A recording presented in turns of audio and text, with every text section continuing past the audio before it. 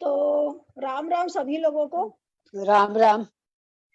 राम राम राम राम राम राम। राम।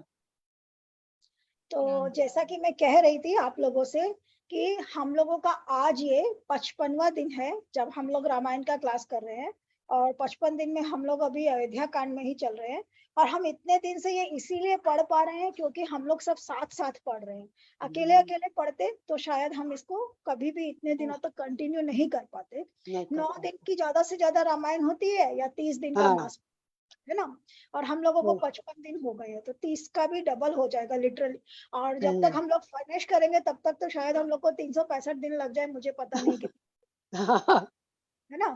तो ये हम लोग धीरे धीरे कर रहे हैं, आराम आराम से कर रहे हैं। और शायद यही एकमात्र कारण है, हम साथ में कर रहे हैं इसीलिए हम शायद इतने दिनों तक इसको खींच पा रहे हैं। तो हमने 171 दोहे तक पढ़ा है। 171 वाला दोहा जो है उसके अंदर में है कि सुनहु भरत भावी प्रबल, बिलखी कहेउ मुनिनाथ, हानि लाभ जीवन मरनु, जस अपजस विधियात। तो मुनिनाथ ने विलख कर कहा, हे भरत सुनो, भावी बड़ी बलवान है, हानि लाभ जीवन मरण और यश विपयश ये सब विधि के हाथ है। तो ये बता रहे हैं यहाँ पर जब भरत बहुत दुखी होते हैं कि मेरी माता के कारण मुझे इतना अपयश मिला है। बहुत सुंदर बना है।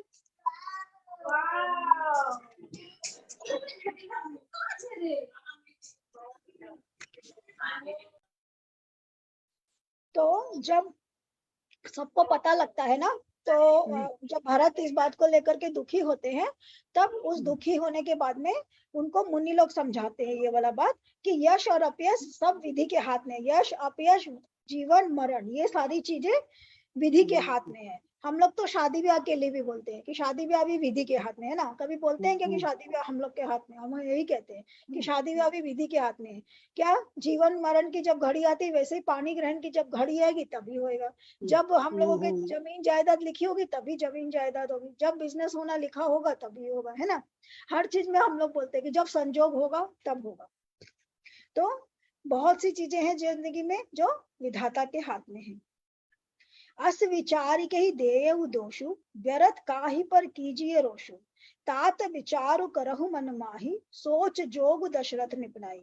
ऐसा विचार कर किसे दोष दिया जाए और व्यर्थ किस पर क्रोध किया जाए। हे तात मन में विचार करो, राजा दशरथ सोच करने के योग्य नहीं। सोच करने का मतलब यहाँ पर ये नहीं है कि उनके बारे में कुछ गलत सीधा सोचना है। सोच करने का मतलब है कि दुख करने के योग्य नहीं, कि उनके लिए दुख मत करो। उनको हमेशा यश ही यश मिला है, उनके साथ सब अच्छा ही अच्छा हुआ, तो उनके लिए दुख मत करो। सोचिए विप्र जो वेद विहीना, तज निज धर्म विषय लय लीना, सोचिए नृपति जो नीति न जाना, जही न प्रजा प्रिय प्राण समाना। सोच उस ब्राह्मण का करना चाहिए जो वेद नहीं जानता और जो अपना धर्म छोड़कर विषय भोग में ही लीन रहता है। उस राजा का सोच करना चाहिए जो नीति नहीं जानता और जिसको प्रजा प्राणों के समान प्यारी नहीं है। यानी कि किन लोगों के लिए हम लोग को दुखी होना चाहिए कि भाई ये लोग जो है गलत हैं, या इनके लिए हम लोगों को सोचना चाहिए कि कुछ गलत हो रहा है। कौन कौन है? वो ब्राह्मण है, और जो अपना धर्म नहीं निभा रहा है, वो राजा जो अपनी प्रजा को प्यार नहीं करता है। सोचिए वैसु कृपण धनवानु, जो न अतिथि से भगति सुजानु, सोचिए शूद्र विप्र अवमानी, मुखर मान प्रिय ज्ञान गुमानी।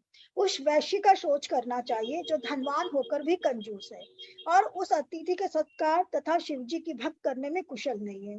उस शूद्र का सोच करना चाहिए जो ब्राह्मणों का अपमान करने वाला, बहुत बोलने वाला, मान बढ़ाई चाहने वाला और ज्ञान का घमंड रखने वाला है।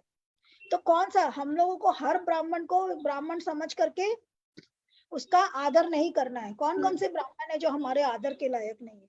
तो वो ब्राह्मण जो अपमान करता है, मतलब जिस जजमान के घर जाता है उसका, शूद्र का या औरों का अपमान करता है, वो वाला ब्राह्मण। जो बहुत बोलता है, आपके घर में आके गजर गजर करे ही जा रहा है, वैसा ब्राह्मण। मान बढ़ाई चाहने वाला, यानी कि ब्राह्मण को क्या होना चाहिए? ब्राह्मण को मान और बढ़ाई से मतलब नहीं होना चाहिए। ब्राह्मण को आकर के अपना कर्म निभाना चाहिए। तो जिसको मान और बढ़ाई चाहिए कि भैया हाँ भाई थे आया तुम्हारो यो काम सरगो, थारो थे आया तुम्हारो यो कर दिया, इस टाइप से जो लोग चाहते हैं वैसे ब्राह्मण। और ज्ञान का घमंड करने वाला, और जिसको ये हो कि भैया मेरे को सब पता है ना। आप अगर उसको बोलेंगे कि पंडित जी ऐसे नहीं, ये तो ठीक नहीं लग रहा, तो बोलेगा थाना बेरो कि मन्ना बेरो है, ऐसे बोलते हैं ना कि मन्ना ज्यादा बेरो है ना, अम्मा पढ़ेड़ो हूँ ना, अम्मा पढ़े अम्मा करियो हूँ, इस तरीके से बोलते हैं हम लोगों को। तो इस तरह के लोगों को आपको का के बारे में सोचना चाहिए कि ये लोग गलत है। सोचिए पुनिपति वंचक नारी, कुटल कलहप्री इच्छाचारी, सोचिए बटु निज बहुत परिहरी, जो नहीं गुर आयस अनुसरे। उस स्त्री का सोच करना चाहिए जो पति को छलने वाली, कुटिल, कलहप्रिय और स्वेच्छाचारिणी है। और उस ब्रह्मचारी का सोच करना चाहिए जो अपने ब्रह्मचर्य व्रत को छोड़ देता है और गुरु की आज्ञा के अनुसार नहीं चलता है। सोचिए गृह जो मोह बस करम करई करम पथ त्याग, सोचिए जति प्रपंच रत विगत विवेक विराग। उस गृहस्थ का सोच करना चाहिए जो मोह व कर्म मार्ग का त्याग कर देता है। उस सन्यासी का सोच करना चाहिए जो दुनिया के प्रपंच में फंसा हुआ है और ज्ञान वैराग्य से ही नहीं। यानी कि सन्यासी कौन? वो जो दिखने में तो बड़े बड़े बाल है और केसरिया वस्त्र पहनता है और दिखाता है कि वो सन्यासी है, परंतु वो फंसा हुआ किसमें है? मोह माया में और प्रपंच में फंसा हुआ है। तो वैसे सन्यासी के बारे में सोच करना चाहिए, उसके बारे में दुखी होना चाहिए कि भाई ये क्या हो गया।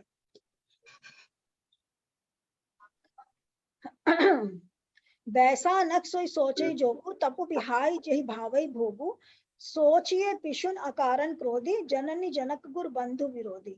वानप्रस्थ वही सोच करने योग्य है जिसको तपस्या छोड़कर भोग अच्छे लगते हैं। सोच उसका करना चाहिए जो चुगलखोर है, बिना ही कारण क्रोध करने वाला है तथा माता पिता गुरु एवं भाई बंधुओं के साथ विरोध करने वाला है। सब विधि सोची पर अपकारी, निज तनु पोषक निर्दय भारी, सोचनीय सब ही विधि सोई, जो न छाड़ छल हरिजन होई। किसी का बहुत आवाज हो रहा है, मैं म्यूट कर देती हूँ एक बार सब लोगों को। तो फिर वो क्या कह रहे हैं कि और कौन है सोच करने के योग्य?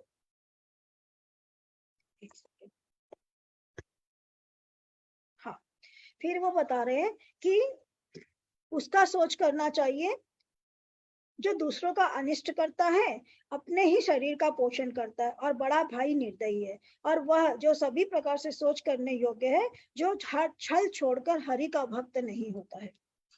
सोच नी नहीं कौशल राहु, भुवन चारिदस प्रगट प्रभाव, भयउ न अहि न अब होह निहारा, भूप भरत जस पिता तुम्हारा। तो तुम्हारे जो पिता कौशल राज है उनके लिए तो बिल्कुल भी दुखी होने की जरूरत नहीं है। क्यों? क्योंकि उनका प्रभाव तो चारों लोकों में प्रकट है ना, और सब लोग जानते हैं कि भाई उनका यश के बारे में सब लोग जानते हैं, तो वो सोच करने के या दुखी होने के योग्य नहीं है। विधि हरि हरु सुरपति दिशिनाथा, वर्ण सब दशरथ गुण गाता। ब्रह्मा विष्णु शिव इंद्र और दिक्पाल सभी दशरथ के गुणों की कथाएं कहा करते हैं। कहा तात के ही भांति को करहि बड़ाई ताशु, राम लखन तुम शत्रुहन सरिस सुवन सुचि जासु। हे तात, कहो उनकी बड़ाई कोई किस प्रकार करेगा जिनके श्री राम लक्ष्मण तुम और शत्रुघ्न सरीखे पवित्र पुरुष है। यानी कैसे करे, इतने अच्छे हैं वो, जिसके इतने अच्छे पुत्र है उसकी बड़ाई करने के लिए शब्द भी कम पड़ते हैं। सब प्रकार भूपति बड़ भागी, बादि विषाद करी ही लागे। यह सुनी समुझ सोच परिहरहु, सिर धरि राज रजाय सुकरहु। राजा सब प्रकार से बड़भागी थे, उनके लिए विषाद करना व्यर्थ है। यह सुन और समझ कर सोच त्याग दो और राजा की आज्ञा सिर चढ़ाकर तदनुसार करो। राय राजपद तुम कहु दिन्ना, पिता बचन पुर चाहिए किन्ना, तजे राम जय बचन ही लागे, तन परिहरे राम बिरहागे। राजा ने राजपद तुमको दिया है, पिता का वचन तुम्हें सत्य करना चाहिए। जिन्होंने वचन के लिए श्री रामचंद्र जी को त्याग दिया और राम विरह की अग्नि में अपने शरीर की आहुति दे दी। तो तुमने, पिता ने तुम्हारे वचन के लिए अपने प्राण त्याग दिए, तो पिता का जो वचन था उस वचन को अब तुम निभाओ। नृपहि वचन प्रिय नहीं प्रिय पाना, करहु तात पित वचन प्रवाना, कहु शीस धरि भूप रजाई, हाँ तुम कह सब भांति भलाई। राजा को वचन प्रिय थे, प्राण प्रिय नहीं थे, इसीलिए है था पिता के वचनों को प्रमाण करो, राजा की आज्ञा सिर चढ़ाकर पालन करो, इसमें तुम्हारी सब प्रकार से भलाई है। परशुराम पितु आज्ञा राखी, मारी मात लोक सब साखी, तनय जजाति ही जौबन देयऊ, पितु आज्ञा अग अज सुन भयऊ। परशुराम जी ने पिता की आज्ञा रखी और माता को मार डाला। ये कहानी पता है किसी को? परशुराम जी ने उनके पिता की आज्ञा से अपनी माता का जो किया वो किसी को मालूम है?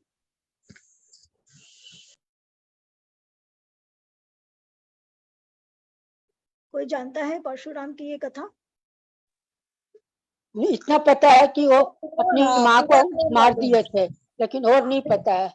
हाँ, और उसके पापा, उनके पिताजी ने फिर उनको कोई वर मांगने बोले तो वापस अपनी माँ को ही जिंदा कर लिए थे। लेकिन Correct. पूरी एकदम सही। सीरियल हाँ। वाइज स्टोरी में वो पूरी कहानी हाँ, में मतलब पूरा कहानी नहीं है, वो कहानी का सार यही है कि परशुराम जो होते हैं उनके पिता जो रहते हैं उनको अपनी बीवी के ऊपर में ये हो जाता है, शक हो जाता है कि ये इनका जो आचरण है वो सही नहीं है।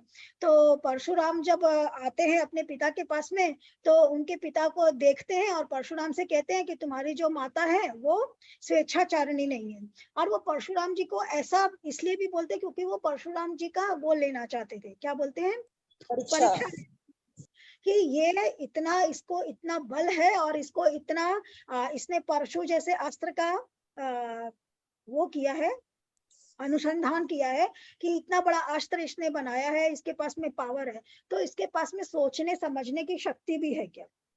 कभी कभी क्या होता है, आप सोचने समझने की शक्ति भी की भी परीक्षा करना चाहते हैं ना, आपके पास में बल है परंतु आपके पास में बुद्धि नहीं है, तो क्या होता है, बल है और बुद्धि नहीं है, अक्ल नहीं है, बुद्धि नहीं है, गलत निर्णय हो जाता है उसके कारण, नाश गलत होता है। नाश होता है, किसी भी चीज का गलत निर्णय होता है। करेक्ट। तो जैसे रावण प्रकांड पंडित था परंतु उसकी अक्ल हाँ। में क्या हुआ, उसको गरूर हो गया तो वो पापी बन खत्म गया। हो गया।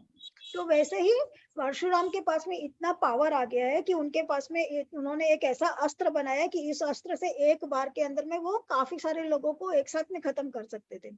तो ऐसा अस्त्र बनाने वाला है और इतना पावर आ गया, इसके अंदर में सोचने समझने की अक्ल है कि नहीं है और ये स्वेच्छाधारी है कि नहीं है, ये सोच करके भी वो अपने बेटे से कहते हैं कि तुम्हारी जो माँ है वो स्वेच्छाचारिणी नहीं है, तो तुमको अगर तुम मेरे को पिता मानते हो और मेरी आज्ञा अगर तुमको चाहिए, मेरा आशीष अगर तुमको चाहिए आगे बढ़ने के लिए, तो मेरे कहने पर तुम अपनी माता को खत्म कर दो। तो वो कहते हैं कि ठीक है। वो उनके पिता, उनको भी मालूम था कि ये जो चीज उसके पिता करने को कह रहे, कोई भी अपनी माता का हत्या करके हत्या का पाप बेटे के सर पे नहीं लगाएगा, तो उनको भी ये बात समझ में आती थी। उन्होंने इस बात को सोच लिया था कि ऐसा हो नहीं सकता है कि मैं ऐसा करने को मेरे पिता मुझे बोले हैं, अगर कहे हैं तो इसके पीछे कुछ रीजन है। तो वो क्या करते हैं, वो कहते हैं कि ठीक है आपने मुझे कहा है तो मैं मेरी माता का सर धड़ से अलग कर देता हूं। पिता के कहने पर माता का सर का धड़ अलग करके पिता को ला करके देते हैं और फिर पिता से कहते हैं कि मैंने आपको गुरु दक्षिणा दी, तो पिता बोलते हैं तुम बदले में कुछ भी वर मांग सकते हो। तो वो यही वर मांगते हैं कि आप मेरी माता को पुनः जीवित कर दीजिए। तो इस तरीका से पिता की ली हुई परीक्षा में वो पास हो जाते हैं। So that was more about उनकी परीक्षा लेने के लिए, ये नहीं कि उनकी माता को मारना उसका ध्येय था या उनकी माता को कुछ करने का ध्येय था। एक्चुअल ध्येय ये था कि इनके अंदर में कितनी सद्बुद्धि है और कितना ये समय के ऊपर में, समय के अनुकूल और समय के हिसाब से निर्णय ले सकते हैं। तो वो टेस्ट था। अभी भी हम लोग कोई भी स्कूल में पढ़ते हैं तो एग्जाम होता है कि नहीं होता है, क्लास 10 के बाद बोर्ड देना पड़ता है, 12 के बाद में अलग एग्जाम होते हैं, डॉक्टर बनना है तो और लंबे लंबे एग्जाम होते हैं, 4-5 साल की पढ़ाई होती है, इंटर्नशिप करना पड़ता है ना। कोई भी चीज हमको इजीली मिलती है क्या? कुछ इजीली नहीं मिलता है, हमको परीक्षा देनी पड़ती है, अपने आप को प्रूव करना पड़ता है। अगर सीए करना है उसके लिए प्रूव करना है, चार्टर्ड अकाउंटेंट डॉक्टर बनना है तो उसके लिए प्रूव करना है अपने आप को, लॉयर बनना है तो उसके लिए प्रूव करना है। तो हमेशा से हमको अपने आप को परीक्षा देनी पड़ती है। तो वो जमाने में अलग टाइप की परीक्षा होती थी। सो दैट वाज हिज परीक्षा। तो ये क्या कह रहे हैं कि परशुराम जी ने पिता की आज्ञा रखी और माता को मार डाला। सब लोग इस बात के साक्षी है। राजा ययाति के पुत्र ने पिता को अपनी जवानी दे दी। पिता की आज्ञा पालन करने से उन्हें पाप और अपयश नहीं हुआ। एक राजा ययाति थे, उन्होंने अपने पुत्र से मांगा था कि उनको, वो जितने साल जीवित थे ना, उनका भोग से मन नहीं भरा था। तो उनका जो पुत्र था वो बहुत सत्कर्मी था। तो वो अपने पुत्र से कहते हैं कि मेरे को अब अभी और थोड़े दिन में अपना जवानी को जीना चाहता हूँ, मतलब मैं जो अभी तक भोग लिया हूँ वो भोग से मैं संतुष्ट नहीं हूँ। तो उनके जो पिता रहते हैं, वो जो पुत्र रहता है, वो कहता है कि आप मेरी जवानी ले लीजिए, बदले में आप मुझे अपना बुढ़ापा दे दीजिए। तो वो अपनी जवानी पिता को दे देता है, परंतु बाद में उसको उसकी जवानी वापस मिल जाती है, क्योंकि वो सत्य लोक था। तो शायद बहुत कुछ पॉसिबल होता होगा। आई डोंट नो कैसे उन्होंने अपनी जवानी उनको दी होगी, कोई टेक्निक होगा। मुझे पता नहीं है। परंतु वो राजा ययाति को बोलते हैं कि हाँ, आप जो अपना जीवन भोगना चाहते हैं उस जीवन का भोग करिए और मैं आपके जगह ये ले लेता हूँ। फिर देवता प्रसन्न होकर के वापस उनको उनकी जवानी लौटाते हैं। तो वो एक ये सारी की सहारी, ये जो कथा इसमें कुछ कुछ बीच बीच के अंदर में एडेड है ना, ये सारी की सारी आपके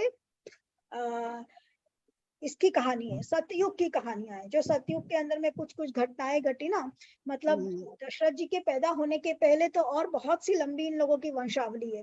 तो भगीरथ के टाइम से है, भगीरथ भी इनके कुल में जन्म लिए, उसके पहले के भी काफी लोग हैं, हरिश्चंद्र, ये वो, काफी सारी कहानियां इनके कुल की।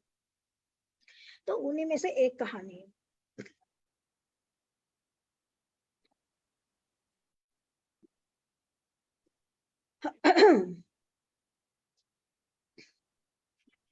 अनुचित उचित विचारु तजी, जे पालहि पितु बैन, ते भाजन सुख सुजस के बसहि अमरपति ऐन। जो अनुचित और उचित का विचार छोड़कर पिता के वचनों का पालन करते हैं, वे सुख और सुयश के पात्र होकर अंत में इंद्रपुरी में निवास करते हैं। अवसि नरेश बचन फुर करहूं, पालहु प्रजा शोक परिहरहूं, सुरपुर नृपु पायहि परितोषु, तुम कहूं सुकृत सुजसु नहीं दोषु। राजा का वचन अवश्य सत्य करो, शोक त्याग दो और प्रजा का पालन करो। ऐसा करने से स्वर्ग में राजा संतोष पावेंगे और तुमको पुण्य और सुंदर यश मिलेगा, दोष नहीं लगेगा। वेद विदित सम्मत सबही का, जेहि पितु देसो पावई टीका, करहु राज परिहरहु गलानी, मानहु मोर बचन हित जानी। यह वेद में प्रसिद्ध है और सभी शास्त्रों के द्वारा सम्मत है कि पिता जिसको दे वही राज तिलक पाता है। इसीलिए तुम राज्य करो, ग्लानि का त्याग कर दो, मेरे वचन को हित समझकर मानो। ये कई जमाना से वो रीत चला आया हुआ था कि पिता, मतलब ऐसे इन जनरल क्या होता है कि पिता का ज्येष्ठ पुत्र जो होता है वो राज्य का अधिकारी होता है, परंतु पिता को यह अधिकार होता है कि वो जिस पुत्र को चाहे उस पुत्र को राज्य दे सकता है। तो ये पिता की मर्जी के ऊपर में है। और हम लोगों का मतलब जो हमारा हिंदू धर्म है और जो पुराना धर्म है, उसके अंदर में पिता की आज्ञा के ऊपर में लोग वो नहीं करते, हाँ, क्वेश्चन नहीं उठाते थे। वो ऐसे नहीं है कि औरंगजेब के पिता ने औरंगजेब को नहीं दिया तो औरंगजेब ने अपने पिता को कारागार में डाल दिया और तीनों भाई की हत्या कर दी, है ना। औरंगजेब तो चौथा पुत्र रहता है अपने पिता का, परंतु वो क्या करता है, अपने पिता को कारागार में डाल देता है और बाकी सारे भाइयों की हत्या कर देता है। उसका बड़ा भाई रहता है दारा सुको, तो उसको राज्य जब देते हैं तो वो ये काम करता है कि वो षड्यंत्र करते हैं। कुछ हिंदू राजा भी ऐसे होते हैं, मैं ये नहीं कहती कि सब उसी में होते हैं, परंतु बता रही कि कुछ उस टाइप के राजा भी होते हैं। परंतु हमारा सतयुग का जो धर्म था उसमें लोग ऐसा नहीं करते थे, पिता ने जिसको राज्य दे दिया वही राज्य करता। सुनी लखु लहब राम बैदेही,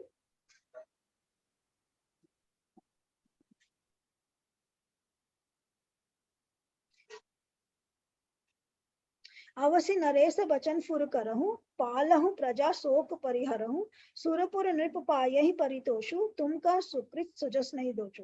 राजा का वचन सत्य करो, शोक त्याग दो और प्रजा का पालन करो। ऐसा करने से स्वर्ग में राजा संतोष पावेंगे और तुमको पुण्य और सुंदर यश मिलेगा, दोष नहीं लगेगा।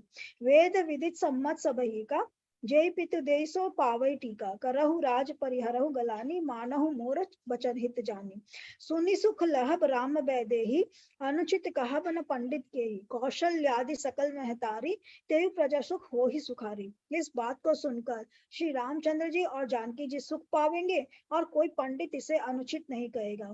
कौशल्या जी आदि तुम्हारी सब माताएं भी प्रजा के सुख से सुखी होंगी। परम तुम्हार राम कर जाने सो सब विधि तुम सब सन भल मन मानहि सौंपे हूँ राज राम के आए सेवा करे हूँ स्नेह सुआए। जो तुम्हारे और श्री रामचंद्र जी के श्रेष्ठ संबंधों को जान लेगा वह सभी प्रकार से तुमको भला मानेगा। श्री राम के लौट आने पर राज्य उन्हें सौंप देना और सुंदर स्नेह से उनकी सेवा करना। कीजिए गुर आयस अवसी कहा सचिव कर जोरी रघुपति आए उचित जस तस तब कहब बहोरी। मंत्री हाथ जोड़कर कह रहे हैं गुरु जी की आज्ञा का अवश्य पालन कीजिए। श्री रघुनाथ जी के लौट आने पर जैसा उचित हो तब फिर वैसा ही कीजिएगा। मतलब ये लोग बार बार उसको भरत से कह रहे हैं कि भाई तुमको अगर ये लग रहा है कि अगर तुम राज्य करोगे और तुम्हारा अपयश होगा तो ऐसा कुछ नहीं होगा। अब सब लोगों को समझ में आ गया है कि तुम श्री रामचंद्र के स्नेह में हो और तुम्हारा इसमें कोई हाथ नहीं। तो अब तुम राज्य करो और जब वो आएंगे तो उनका राज्य उनको वापस देना और उनके साथ स्नेह के साथ रहना। मतलब भरत उन लोग को दे देंगे, कामयाब हो जाते हैं। जो जितने भी उनके वो रहते हैं उनको वो कन्विंस कर देते हैं। कौशल्याधरि धीरहु करई पूत पथ्य गुर आयसु आई सो आदरी करी हितमानी तजी विषाद काल गति जानी। कौशल्या जी भी धीरज धरकर कह रही है हे पुत्र गुरु जी की आज्ञा पत्र रूप है उसका आदर करना चाहिए और हित मानकर उसका पालन करना चाहिए। काल की गति को जानकर विषाद का त्याग कर देना चाहिए। वन रघुपति सुरपुर नरनाहु तुम यही भांति तात कदराहु परिजन प्रजा सचिव सब अम्बा तुम्हारी सूत सब कहा अवलंबा। श्री रघुनाथ जी वन में है, महाराज स्वर्ग का राज्य करने चले गए और हे तात तुम इस प्रकार कातर हो रहे हो। हे पुत्र कुटुंब प्रजा मंत्री और सब माताओं के सबके एक तुम ही सहारे हो। इसमें आगे तक अभी क्या है कि थोड़ा यही सब रहेगा कि गुरु उसको क्या क्या सीख दे रहे हैं, माताएं उसको क्या क्या सीख दे रही है। कुछ समझने का नहीं है, खाली सुनने का है इसके अंदर में। लखी विधि बाम काल कठिनाई धीरज धरहु मातु बलि जाई सिख सिर धरित गुर आयस अनुसरहु प्रजा पाली परिजन दुख हरहु। विधाता को प्रतिकूल और काल को कठोर देखकर धीरज धरो। माता तुम्हारी बलिहारी जाती है। गुरु की आज्ञा को सिर चढ़ाकर उसी के अनुसार कार्य करो और प्रजा का पालन कर कुटुंबियों का दुख हरो। गुरु के वचन सचिव अभिनंदन सुने भरत ही हित जनु चंदन सुनी बहोरी मात मृदुबानी सील स्नेह सरल रस सानी। भरत जी ने गुरु के वचनों और मंत्रियों के अभिनंदन को सुना जो इनके हृदय के लिए मानो चंदन के समान थे। फिर उन्होंने सील स्नेह और सरलता के रस में सनी हुई माता कौशल्या की कोमल वाणी सुनी। तो जब सब लोग उनको इतना सराहते हैं तो उनका जो छाती होता है तब जाके ठंडा होता है कि हे भगवान। अभी तक उनको क्या हो रहा था, तपिश हो रही थी। उनको लग रहा था मन ही मन में, जैसे हम लोगों को कोई गलत बोलता है तो हम लोग को क्या होता है, मन ही मन में क्या होता है, तन में आग लगी हुई रहती है कि हे भगवान हमको ऐसे बोल रहा है, हे भगवान हमको ऐसे बोल दिया है ना। लगती है कि नहीं लगती है आग? आपको कोई भी गलत बोलेगा, आपकी कोई बुराई करेगा तो आपका तन बदन में आग लगा हुआ रहता है, आपका जी उठा हुआ रहता है। तो उनको अब ढांढस हुआ, सांत्वना मिली। तो उन लोगों के वचन उनके लिए चंदन के समान शीतल थे। यानी कि कोई चीज गर्म होती है उस पर चंदन लगाओ तो जैसी ठंड महसूस होती है वैसी ठंड उनको उन लोगों की वाणी से हुई। सानि सरल रसुमातु बानी सुनी भरत व्याकुल भये लोचन शरोरुण स्त्रवत सींचन बिरह उर अंकुर नये। सो दशा देखत समय ते ही बिसरी सबई सुधि देह की तुलसी सराहत सकल सादर सीव सज सहज स्नेह की। सफलता सरलता के सरसता के रस में सनी हुई माता की वाणी सुनकर भरत जी व्याकुल हो गए। उनके नेत्र कोमल जल बहाकर हृदय के विरह रूपी नवीन अंकुर को सींचने लगे। उनकी वह दशा देखकर उस समय सबको अपने शरीर की सुध भूल गई। तुलसीदास जी कहते हैं कि स्वाभाविक प्रेम की सीमा श्री भरत जी की सब लोग आदर पूर्वक सराहना करने लगे। फिर क्या हुआ, माता कौशल्या जो होती है वो भी कहती है कि हाँ भाई भरत मैं मानती हूँ कि तुम्हारी माता ने जो कुछ भी करनी करी उसमें तुम्हारा कोई हाथ नहीं है। और श्री रामचंद्र जो है वो बड़े भाग्यशाली है जो उनको तुम्हारे जैसा भाई मिला है, जिसको सब कुछ मिल रहा है। किसी को कुछ नहीं मिलता है तो वो प्रेम से रह रहा है, वो एक अलग बात है, परंतु जिसको राज पाट सब कुछ मिल रहा है उसके बावजूद वो उसको त्याग करने के लिए तैयार है, और उसके बावजूद दुखी है ना। आपको सब कुछ मिल जाए तो क्या होता है, आदमी का मन पलट जाता है। आप बोलेंगे कि आपके पास में किसी का रुपया आया हुआ रहेगा, आपको देने में भी वो मन में वो लगता है कि हे भगवान इतना रुपया आया हुआ है, मैं एक बार में, अगर आपको 10 लाख का लॉटरी आपको उठा है और आपका 10 लाख का कर्जा है किसी का, आप तुरंत 10 लाख रुपया नहीं दोगे। आप सोचोगे थोड़ा थोड़ा थोड़ा थोड़ा करके देता हूँ, ये पैसा को मैं इसके अंदर में लगा देता हूँ, ब्याज में लगा देता हूँ, ये कर देता हूँ, इस पैसे से ऐसा कर लूंगा वैसे कर लूंगा। आप नहीं छोड़ सकते। क्या छोड़ सकते हैं कोई भी?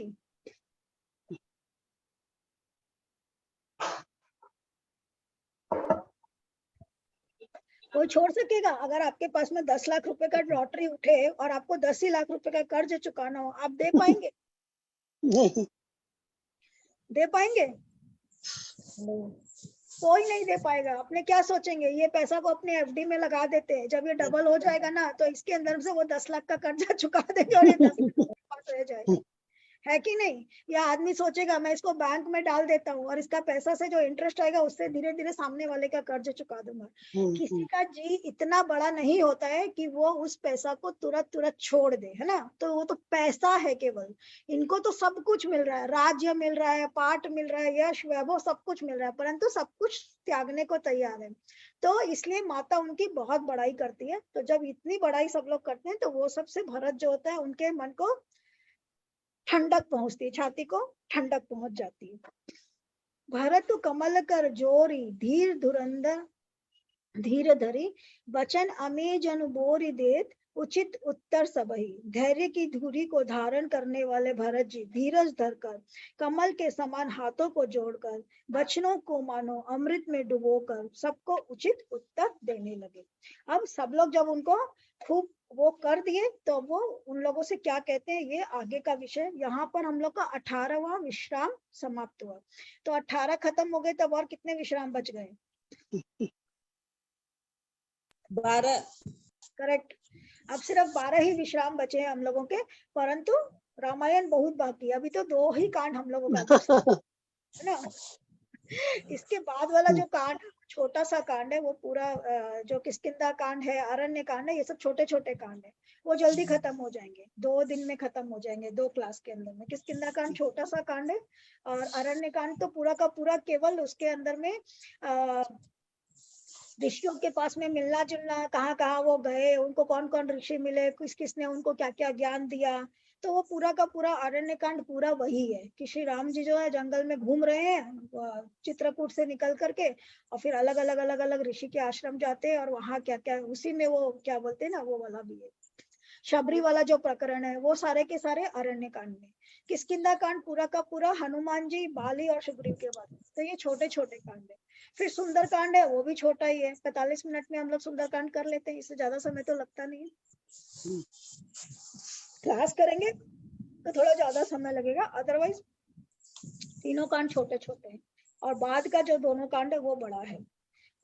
लंका कांड बड़ा है और उत्तर कांड बड़ा है। लंका कांड पूरा का पूरा रावण युद्ध के बारे में है, उत्तर कांड जो है वो कंक्लूजन है। तो वो 2 बड़े बड़े हैं। तो आगे पढ़ लेते हैं। मोहि उपदेश दीन गुरनी का प्रजा सचिव सम्मत सबही का। मात उचित धरि आयस दीना अवसि शीस धरि चाहऊ कीना। गुरु जी ने मुझे सुंदर उपदेश दिया, प्रजा मंत्री आदि सभी को यही सम्मत है। माता ने भी मुझे उचित समझकर ही आज्ञा दी है, फिर भी मैं अवश्य उसको सिर चढ़ाकर वैसा ही करना चाहता हूँ। गुरु की तु मात स्वामी हित बानी सुनी मन मुदित करी भली जानी। उचित की अनुचित किए विचारू धर्म जाई सिर पातक भारू। गुरु पिता माता स्वामी और सुहित की वाणी सुनकर प्रसन्न मन से उसे अच्छी समझकर करना चाहिए। उचित अनुचित का विचार करने से धर्म जाता है और सिर पर पाप का भार चढ़ता है। तुम तो देहु सरल सिख सोई, जो आचरत मोर भल कोई। यद्यपि यह समुझत हऊँ के, तदपि होत परितोष न जी के। आप तो मुझे वही सरल शिक्षा दे रहे हैं जिसके आचरण करने में मेरा भला हो। यद्यपि मैं इस बात को भली बात समझता हूँ, तथापि मेरे हृदय को संतोष नहीं होता। अब ये कह रहे हैं कि गुरु जी, माता पिता सब लोग मुझे जो सलाह दे रहे हैं वो अच्छी सलाह दे रहे हैं, परंतु मुझे आपकी सलाह से संतोष नहीं हो रहा है। मुझे आपके अनुसार चलना चाहिए, आपकी आज्ञा का उल्लंघन नहीं करना चाहिए, बट ऑल द सेम मेरे मन में डाउट्स है। क्या है वो बता रहे हैं। अब तुम विनय मोरि सुनि लेहु, मोहि अनुहरत सुखावनु देहु। उतरु देहु क्षमबू अपराधु, दुखित दोष गुण गनहि न साधु। अब आप लोग मेरी विनती सुन लीजिए और मेरी योग्यता के अनुसार मुझे शिक्षा दीजिए। मैं उत्तर दे रहा हूँ, यह अपराध क्षमा कीजिए। साधु पुरुष दुखी मनुष्य के दोष गुणों को नहीं गिनते। तो मैं आपके सामने पलट कर जवाब दे रहा हूँ, आपकी आज्ञा को नहीं मान रहा हूँ, क्योंकि मैं दुखी हूँ। तो दुखी मनुष्य को साधु लोग जो है वो क्षमा कर देते हैं। पितुसुर पुर से राम बन, करन कहाऊ मोहि राजू। एहि ते जानहु मोर हित, कै आपन बड़ काजू। पिताजी स्वर्ग में है और श्री सीता राम जी वन में है, और मुझे आप राज्य करने के लिए कह रहे हैं। इसमें आप मेरा कल्याण समझते हैं या अपना कोई बड़ा काम होने की आशा रखते हैं। हित हमारे से पति सेवकाई, सो हरि लीन मात कुटिलाई। मैं अनुमान दीख मन माही, आन उपाय मोर हित नाई। मेरा कल्याण तो सीतापति श्री राम जी की चाकरी में है, सो उसे माता की कुटिलता ने छीन लिया। मैंने अपने मन में अनुमान करके देख लिया है कि दूसरे किसी उपाय से मेरा कल्याण नहीं है। हित हमारे से पति सेवकाई, सो हरि लीन शोक समाजो राज के ही लेखे। लखन राम सिय बिनु पद देखे, बादि बसन बिनु भाषण भारू। भूषण भारू, बादि बिरति बिनु ब्रह्म विचारू। यह शोक का समुदाय राज्य लक्ष्मण श्री रामचंद्र जी और सीता जी के चरणों को देखे बिना किस गिनती में है। जैसे कपड़ों के बिना गहनों का बोझ व्यर्थ है, वैराग्य के बिना ब्रह्म विचार व्यर्थ है। अब देखिए क्या चीज से इसको कर रहे हैं कंपैरिजन। देखिए कि कितने सुंदर सुंदर कंपैरिजन ना, कि आपने खाली गहने पहने हुए हैं और आपने वस्त्र नहीं पहने हुए, तो कैसे लगेंगे आप। या आपका वस्त्र जो है फटा पुराना वस्त्र और आपने खूब सारा गहना पहना हुआ, तो आप कैसे लगेंगे, अच्छे लगेंगे, नहीं लगेंगे। कपड़ों के साथ में गहनों की शोभा है। तो वैसे ही ये कह रहे हैं कि ये राज्य करने की शोभा तभी है जब यहाँ पर श्री रामचंद्र और लक्ष्मण हो। मतलब श्री रामचंद्र लक्ष्मण जो है वस्त्र के जैसे इस राज्य के लिए जरूरी है।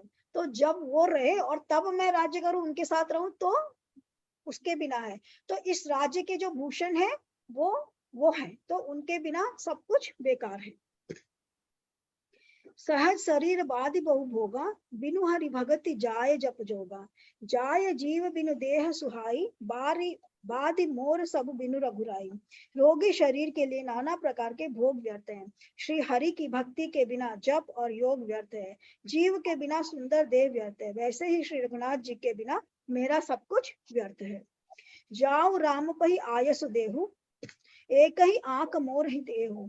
मोहि नृप कही भल आपन चाहूं, सो स्नेह तापस कहूं। मुझे आज्ञा कीजिए, मैं श्री राम जी के पास जाऊं। एक ही आंख, मेरा हित इसी में है, और मुझे राजा बनाकर आप अपना भला चाहते हैं। यह भी आप स्नेह जड़ता के वश होकर ही कह रहे हैं। वो कह रहे हैं कि मुझे राजा बना करके आप लोग किसका हित चाह रहे हैं, अयोध्या का हित चाह रहे हैं, कि भाई कोई भी राज्य जो होता है वो राजा के बिना नहीं होता है। तो आप लोग अपना अपना हित चाह रहे हैं। मेरा हित किसमें है, मेरा हित इसमें है कि श्री रामचंद्र जी वापस आ जाए और वो राज्य करें और मैं उनके साथ स्नेह से रहूं। तो मैं मेरा हित देख रहा हूँ, आप लोग अपना हित देख रहे हैं। तो वो इस तरीका से बातें कर रहे हैं। कैकेयी सुअ कुटिल मति, राम विमुख गत लाज। तुम चाहत सुख मोह बस, मोहि से अधम के राज। कैकेयी के पुत्र कुटिल बुद्धि, राम विमुख और निर्लज्ज मुझसे अधम के राज्य से आप मोह के वश होकर ही सुख चाहते हैं। मतलब मैं तो कैकेयी का कुटिल पुत्र हूँ, तो मेरे से आप लोगों को लग रहा है कि मैं बहुत अच्छा राज्य कर पाऊंगा। आप लोगों का ये अधम है, यानी कि आप लोग का मोह है। आप लोग सोच रहे कि मैं बहुत अच्छे से राज्य संभाल लूंगा। नहीं भाई, मेरी ऐसी कैपेबिलिटी नहीं है कि मैं श्री रामचंद्र जी के जैसे राज्य कर सकूं। तो ये कह रहे हैं ये बात। कहूँ साच सब सुनि पति आहु, चाहिए धर्मशील नर नाहु, मोहि राजू देयहु जबहि, रसा रसातल जायहि तबहि। मैं सत्य कहता हूँ, आप सब सुनकर विश्वास करें, धर्मशील को ही राजा होना चाहिए। आप मुझे हट करके जो ही राज देंगे तो ही पृथ्वी पाताल में धस जाएगी। मैं इतना बुरा राजा हूँ कि मेरे पाप कर्मों से ये पृथ्वी जो है धरातल में धस जाएगी, मतलब इतना बुरा मैं राजा साबित होऊंगा। तो मुझे राज्य मत दो, राजा तो श्री रामचंद्र जी को ही बनाओ। मोह समान को पाप निवासु, जय लगी सिय राम बनवासु, राय राम कहूँ कानन दिना, बिछरत गमन अमरपुर किन्ना। अब वो क्या है, अब वो जब आदमी दुखी होता है तो क्या होता है, हर चीज का ऊपर में क्या करता है, आदमी को क्या हो जाता है, हर चीज का ब्लेम खुद के ऊपर लेने लगता है ना। जब कुछ गलत होता है तो आदमी को लगता है कि कहीं ना कहीं मैं ही जिम्मेदार हूँ, हे भगवान मेरे कारण तो ऐसे नहीं होगा ना। जैसे कि कोई होता है कि किसी को लोग बार बार बोलते हैं कि अरे इसके कदम ऐसे हैं तो ये तो कुलक्षणीय है, या इसका कदम ही शुभ नहीं है, तो आदमी को धीरे धीरे क्या होता है, उस चीज का विश्वास होने लगता है। अगर आप किसी बच्चे को, हम लोग साइकोलॉजी में भी कहते हैं कि अगर आप बच्चे को बार बार बोलोगे ना कि तुमसे ये हो नहीं पाएगा, वो बच्चे का विश्वास वही बन जाता है कि मुझसे ये हो नहीं पाएगा। तो उसी तरीका से ये कह रहे हैं कि ये भरत को जब सब लोग बार बार उसकी माता को कुटिल कह रहे हैं, और ये कि वो राज्य के कारण कहीं उसका तो इसके अंदर में मत नहीं है, इस तरीका से जब सब लोग बोल रहे हैं तो इनका भी विश्वास डगमगा गया है। कहीं ना कहीं इनको लगता है कि जो कुछ भी हुआ उसका कारण मैं हूं। तो क्या कह रहे हैं कि मेरे समान पापों का घर कौन होगा, जिसके कारण सीता जी और श्री राम जी का वनवास हुआ, राजा ने श्री राम को वन दिया और उनके बिछड़ते स्वयं मतलब कहीं ना कहीं पिता का जो मृत्यु हुई उसका भी दोषी मैं हूँ, और श्री राम और लक्ष्मण जो वन को चले गए उसका भी दोषी मैं हूँ, क्योंकि मेरे कारण ही मेरी माता ने ये सब कुछ दिया। तो कहीं ना कहीं मैं ही इन सब का दोषी हूँ, ये अपने आप को दोषी मान रहे हैं। मैं सटु सब अनरथ करे हेतु, बैठ बात सब सुनऊ सचेत, बिनु रघुबीर बिलो की अपासु, रहे प्राण सही जग उपहासु। और मैं दुष्ट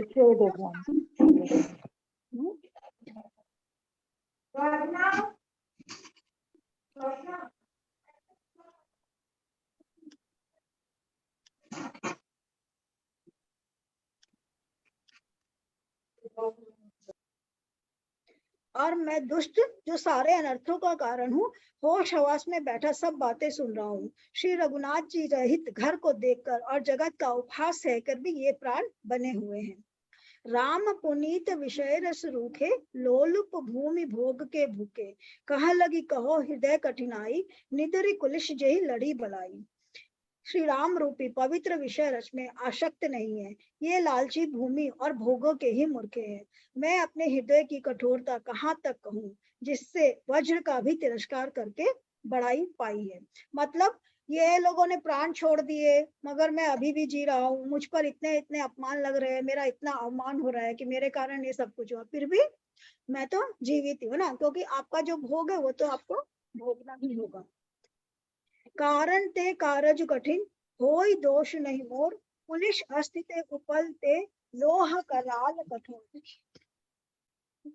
लोह कराल कठोर, तो क्या कह रहे हैं वो, कारण से कार्य कठिन होता है, इसमें मेरा दोष नहीं है।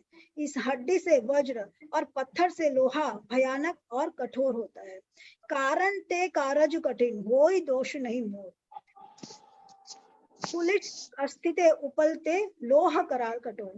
कारण से कार्य कठिन होता ही है, इसमें मेरा दोष नहीं है। ये इसका कोई मतलब समझ में आता है इस बात का, इस सेंटेंस का? कारण से कार्य कठिन होता ही है, इसमें मेरा दोष नहीं है।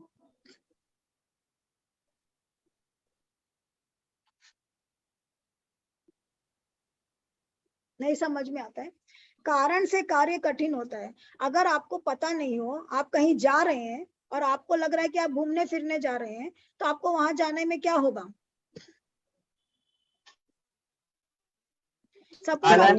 आनंद आएगा, अच्छा लगेगा। आनंद आएगा और अच्छा लगेगा, है ना। आपको अगर कहीं जाना है, सपोज आज आपको कोई बोले कि तुमको यूएस जाना पड़ेगा या तुमको घूमने के लिए, तुमको यहाँ चलो आप लोग यूएस घूमने के लिए चलते, तो आपको क्या होगा? वो जाना अच्छा लगेगा। वो कारण जो है कि यूएस किस लिए जाना है, घूमने जाना है, तो आपको अच्छा लगेगा।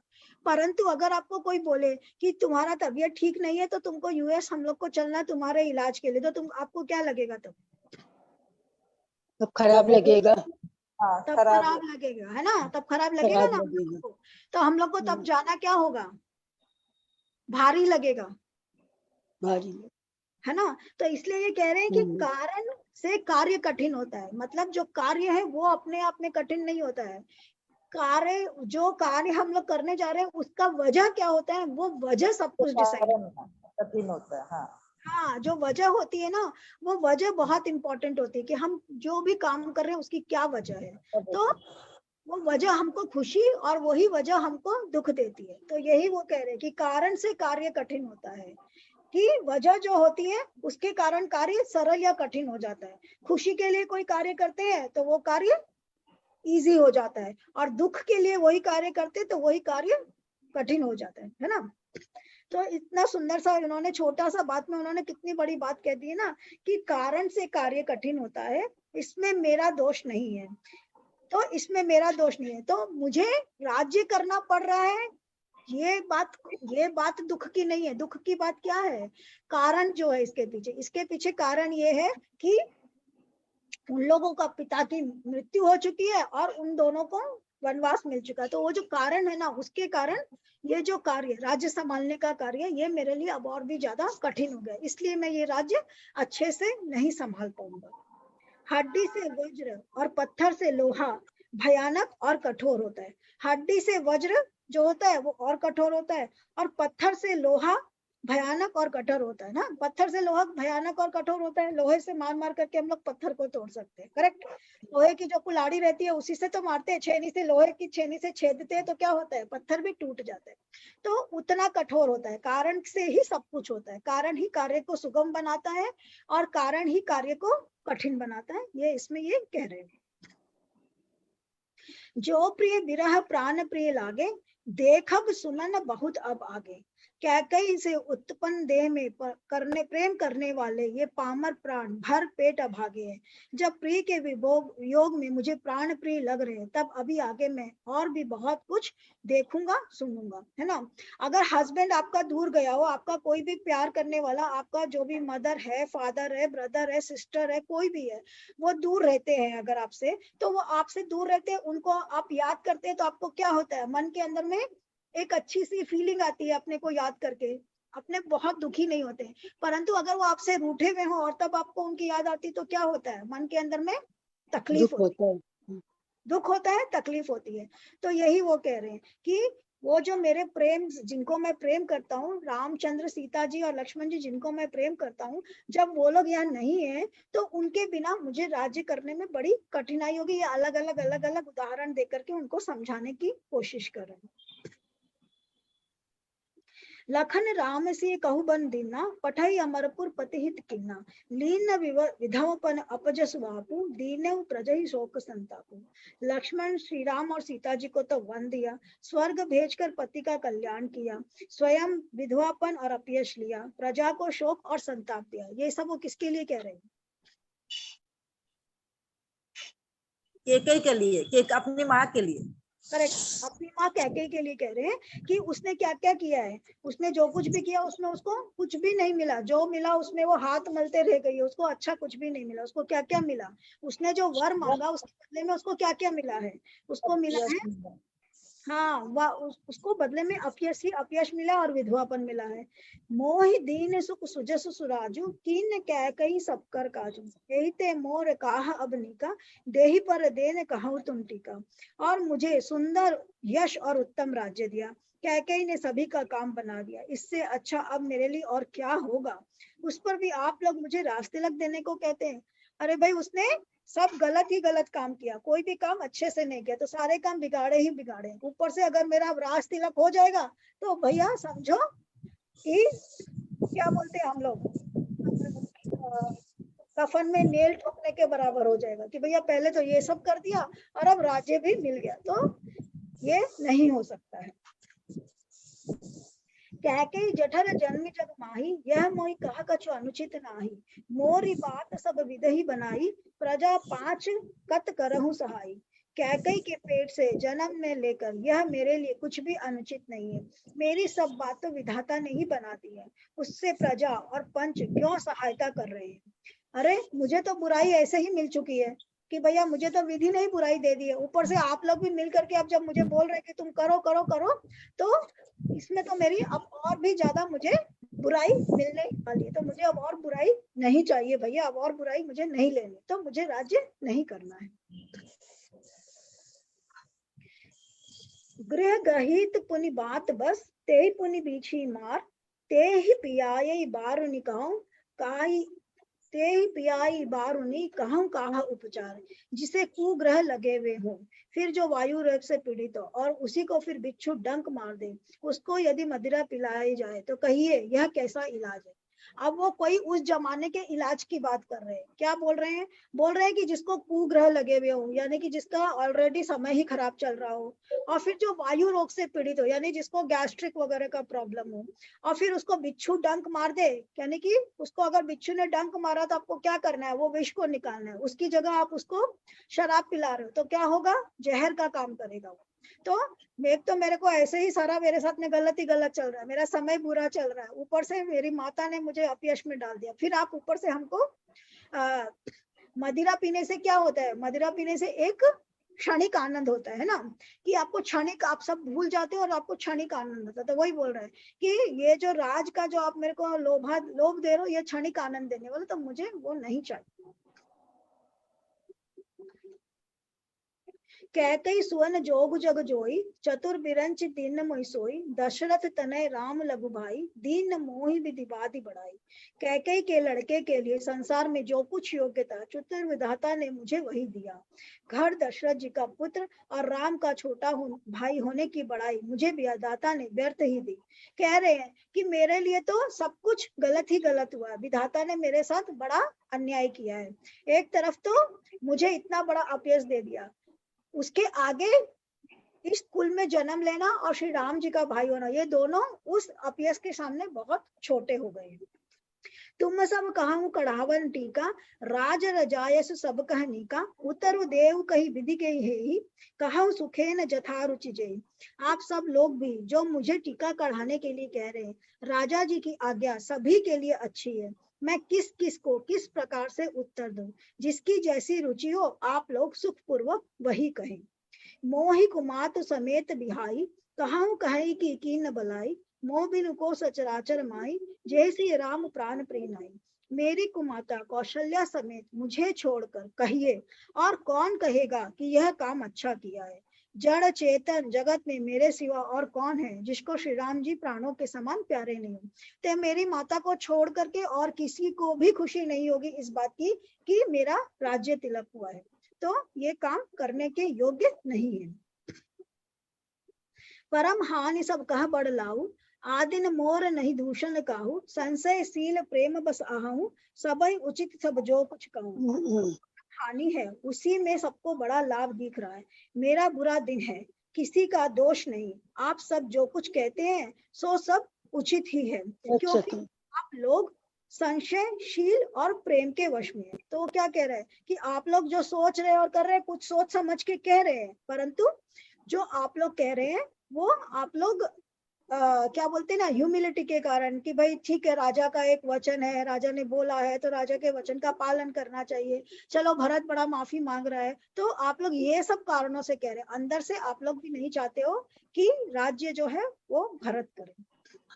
राम मातु सुटि सरल चित, मोह पर प्रेम विशेषी। कहा सुभाय स्नेह बस, मोर दीनता देखी।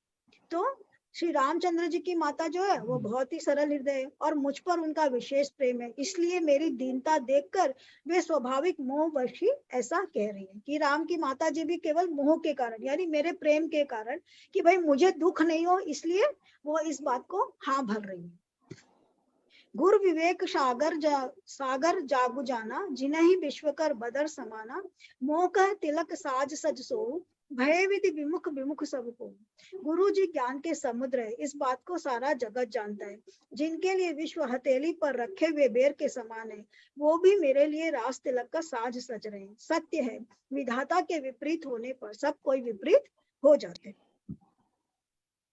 परिहरि राम सिय जग माही, को न कहै मोर मत नाई। सो मैं सुनब सहब सुखमानी, अतः कीच तहाँ जह पानी।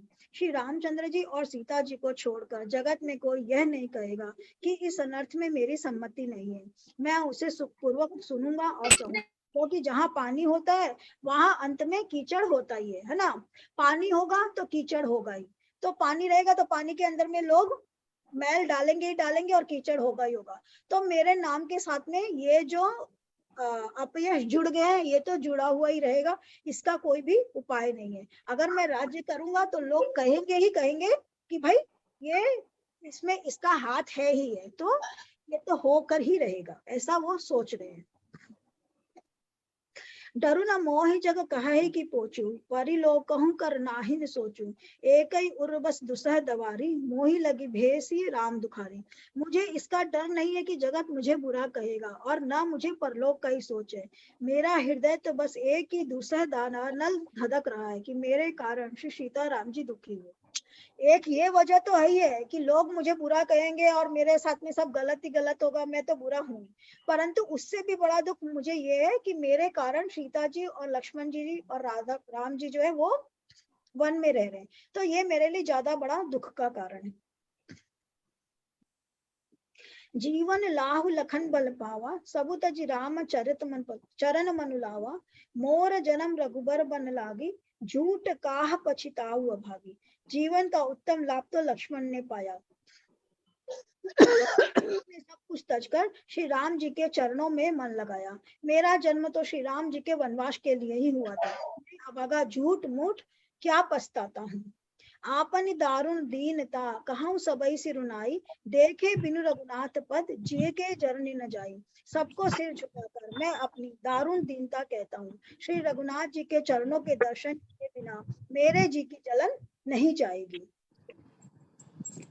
आन उपाव मोहि नहीं सूझा, को जी के रघुबर बिनु बूझा। एक ही आंख इन्हीं मन माई, प्रात काल चलिहाऊं पग पाई।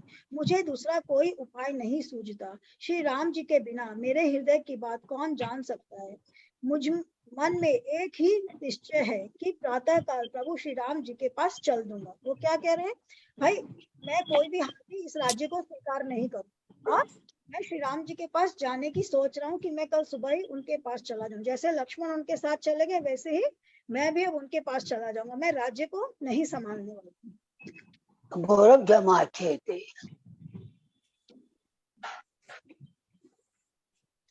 सील सकुच सुटि सरल स्वभाव, कृपा स्नेह सदन रघुराऊ। भल कीन न रामा,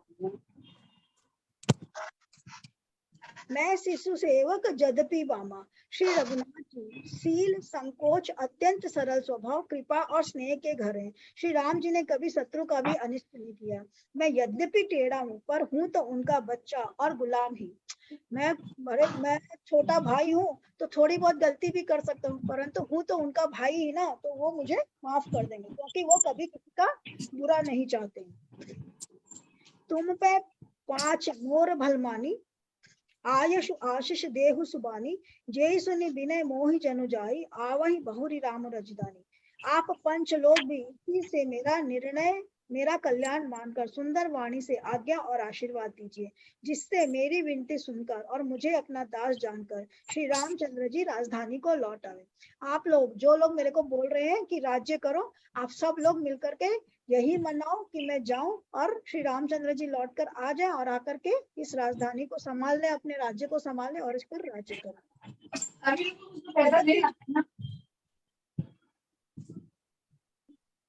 पैसा पड़ा है मेरे पास, दे आप।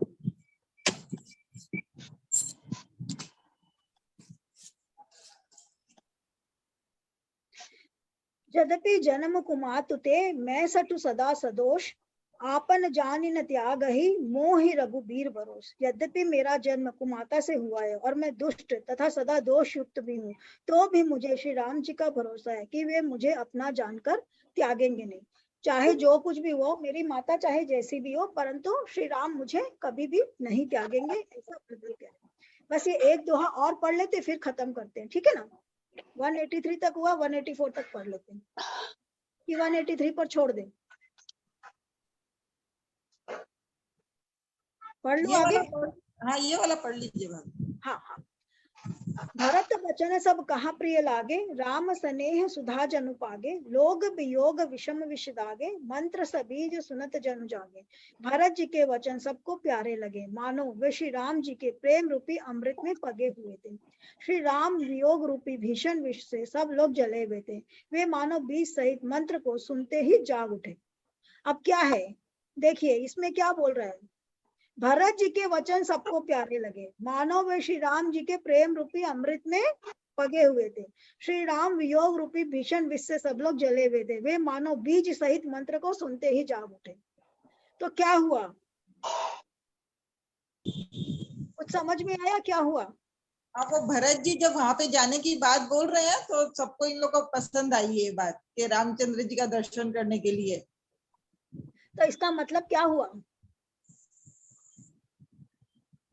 इसका मतलब ये हुआ कि सब लोग जब उनको कह रहे थे कि तुम राज्य संभालो, तुम ये करो, तुम वो करो, तो वो लोग क्या कह रहे थे? जब ऊपर मन से बोल रहे थे, वो लोग चाह रहे थे कि राम जी बने राजा। तो हाँ, सब चाहते तो वही थे, परंतु ऊपर ही ऊपर सब कह रहे थे क्योंकि भाई भरत को राज्य मिला है, वो राजा बनने वाला है, उसकी माता ने ये चाहा है और पिता का वचन भी वही था। तो सब लोग ऊपर से चाह बोल रहे थे भाई अब राजा का वचन है तो पालन करो, मतलब चाहता कोई भी नहीं था। तो भरत जी ने सबकी नब्ज अच्छे से पकड़ ली थी, उनको पता था कि ये सब लोग यही चाहते हैं, तो उन्होंने सबके मन के अनुरूप उस बात को कहा। तो इससे क्या हुआ, उनका यश फैला। अगर वो उस वक्त सबकी बातों में आ जाते और आकर के अगर राज्य कर लेते तो सब क्या सोचते, बोलते भाई हाँ कहने में क्या जाता है भैया, बड़ी बड़ी बातें करने में क्या जाता है, कौन सा छोड़ दिया है ना। लोग किसी के अंदर में भी कोई भी कमी निकाल सकते हैं, है ना, बोलने के लिए लोग कुछ भी बोल सकते हैं, तो लोग ऐसा बोल सकते थे, इसीलिए वो ये बात कहते हैं। और उनकी बात को सुनकर जैसे सब लोगों में नई जान आ जाती कि अरे भैया हाँ अब रामचंद्र जी वापस आएंगे, जैसे नया बीज कोई खिल गया हो, नया बीज कोई अंकुरित हो गया हो, कोई नया कुछ आने वाला हो। जब छोटा बच्चा नया आता है घर के अंदर में तो कैसा सब लोगों को खुशी होता है, वैसा ही खुशी उन लोगों को हुआ भरत जी की इस बात से। मातु सचिव गुरु पुर नर नारी, सकल स्नेह विकल भय भारी, भरत ही कहाही सराही सराही, राम प्रेम मूर्ति तनुआही। माता मंत्री गुरु नगर के स्त्री पुरुष सभी स्नेह के कारण बहुत ही व्याकुल हो गए। सब भरत जी को सराह सराह कर कहते हैं कि आपका शरीर श्री राम प्रेम की साक्षात मूर्ति है। इतना देर से वो बोल रहे थे ना, परंतु उनकी बात को सब लोग हाँ तुम ठीक हो सब कह रहे थे, परंतु जब वो बोले कि मैं वहां जाऊंगा और मैं ये राज्य नहीं संभालूंगा, श्री राम को लेकर आऊंगा तो उनको राज्य संभालना पड़ेगा या मैं उनके साथ ही रह जाऊंगा, तब जा करके फाइनली सब जगह उनकी जय जयकार होने लगी कि भैया भरत के जैसा भाई नहीं होता सकता। तात भरत अस काहे न कहूं, प्राण समान राम प्रिय अहूं, जो पावर अपनी जड़ताई, तुम्हें सुगाई मात कुटिलाई। हे तात भरत, आप ऐसा क्यों न कहें, श्री राम जी को आप प्राणों के समान प्यारे हो। जो नीच अपनी मूर्खता से आपकी माता कैकेयी की कुटिलता को लेकर आप पर संदेह करेगा, 160 कोटिक पुरुष समेता, बस ही कलप सत नरक निकेता। अहि अग अवगुण नहीं मन गाई, हरई गरल दुख दारिद दही। वह दुख करोड़ों पुरखों सहित 100 कल्पों तक नरक के घर में निवास करेगा। सांप के पाप और अवगुण को मणि नहीं ग्रहण करती, सांप के पाप और अवगुण को मणि नहीं ग्रहण करती, बल्कि वह विष को हर लेती है और दुख तथा दरिद्रता को भस्म कर देती है। तो जैसे सांप के ऊपर में क्या होता है, मणि लगी हुई रहती है, परंतु उस मणि पर सांप के जहर का कोई असर नहीं होता, और जो उस मणि को रखता है उसके ऊपर भी सांप का या उसके जहर का कोई असर नहीं होता। वैसे ही तुम्हारी माता का जो जहर है उसका कोई भी अंश तुमको छू ही नहीं गया है। तुम कैकेयी की कोख से उत्पन्न हुए उस मणि के समान हो, जैसे सांप की मणि होती है। तो तुम सब तरह से अच्छे हो, हम लोगों को सबको अब एकदम भरोसा हो गया। तो आपके ऊपर में कुछ गलत हो रहा है तो उतना ही एक्स्ट्रा एफर्ट आपको लेना पड़ता है ये प्रूव करने के लिए। आजकल का जमाना में तो कोई ऐसा नहीं करेगा, बोलेगा भाड़ में जाए, जिसको जो बोलना है बोले। हमको पता है ना, मेरी अंतरात्मा जानती है कि हम कैसा है ना। हम लोग क्या करेंगे आजकल का जमाने में, कोई परवाह करता है? कोई नहीं कर पाएगा। कोई परवाह नहीं करता है ना। बोलेंगे हमको किसी से मतलब नहीं है, हमको खाली मेरा मेरा हस्बैंड और मेरा बच्चा लोग से मतलब है, जब तक वो लोग हमको सही समझ रहे हैं। गांव दुनिया क्या बोलती है हमको मतलब नहीं है कि नहीं? हाँ, एकदम है सही बात है। हाँ, है ना। हम लोग विचार करेंगे क्या किसी का कि लोग हमको क्या बोल रहे हैं, तो हमको लोगों के हिसाब से चलना चाहिए? चलते हैं क्या हम लोग? अपने चलते भी नहीं है भाभी। अगर चलना भी चाहे ना तो दूसरे भी आपको यही आइडिया देंगे, छोड़ो ना, अपने लोग सबको थोड़ी ना ध्यान दे सकते हैं, दूसरे भी यही आइडिया देते। तो वो जमाना अलग था और वो लोग भी अलग थे ना। तो वो जमाना रह गया ना, वैसे लोग रह गए और नहीं वैसे हम लोग रह गए।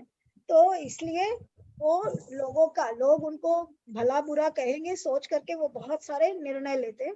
आजकल का जमाना में लोगों के बारे में कोई नहीं सोचता, कोई उनको सोच करके निर्णय लेता नहीं है और प्रैक्टिकली पॉसिबल भी नहीं है आजकल। अवसि चली बन राम जा भरत मंत्र भलकीन, शोक सिंधु बूढ़त सबई तुम अवलंबन दिन। हे भरत जी, वन को अवश्य चलिए जहाँ श्री राम जी है। आपने बहुत अच्छी सलाह विचारी। शोक समुद्र में डूबते हुए सब लोगों को आपने बड़ा सहारा दिया। तो हम लोग सब तो शोक में डूबे हुए थे, हमारे शोक में डूबे हुए के लिए तुम जहाज के जैसे हुए। तो अब तुमने जब बोल दिया कि चलो, तो सब लोग चलो भैया मिलकर के श्री रामचंद्र जी को वापस लाएंगे, क्योंकि अल्टीमेटली सबके मन की इच्छा तो वही है। तो भरत जो है वो सबके मन की बात बोल देते, जिससे सब लोग खुश हो जाते हैं। तो आज हम लोग यहीं तक पढ़ रहे हैं 184। ठीक है।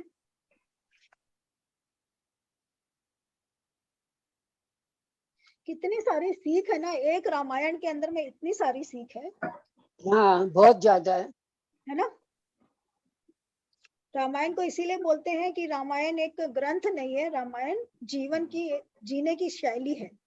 हम लोगों के जो ग्रंथ हैं उनको हम लोग यही बोलते हैं कि भाई ये जीवन जीने की शैली है। तो आज इतना ही।